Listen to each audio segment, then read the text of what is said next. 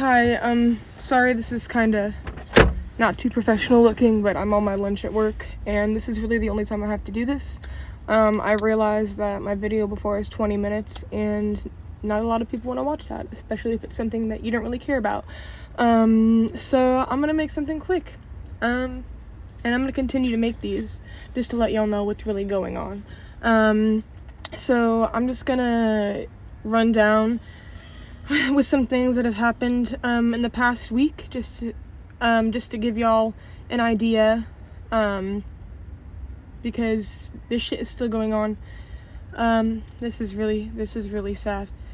This was in the past week, but this was in June. So on June 11th, a man named Michael Hickson, who was a quadriplegic, and I just listened to the audio of his doctor saying this, but he was in Austin, Texas, and he was COVID positive, and the doctor literally said that he had no quality of life, and so they killed him. And, you know, this is going beyond hanging and all the awful stuff. Like, black people who have COVID are just dying at higher rates because there's racist doctors and nurses in the hospital.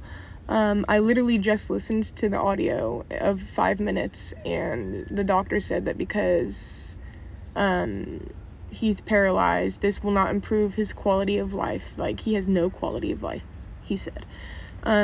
So that's awful. I would be really afraid to be black and have COVID right now. Also, yesterday, there was KKK members that were arrested in Richmond, Virginia, which is the Confederacy capital, if y'all didn't know, but they were arrested because they were dressed up as fake police. They had zip ties that were believed to use to kidnap black people. They had vests, they had badges, so that's actually terrifying.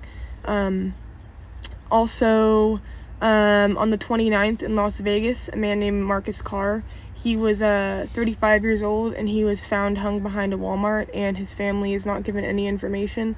His ID was not on him, but they did fingerprint him and confirm that it was in fact Marcus Carr, and it's Walmart. You know how many cameras they got in a Walmart parking lot? Why is there no one? You know, police told the family that there was one witness, but how come they're not getting any more information? This was just a couple days ago, this man was found. Elijah McClain, he was an individual who was killed by the police.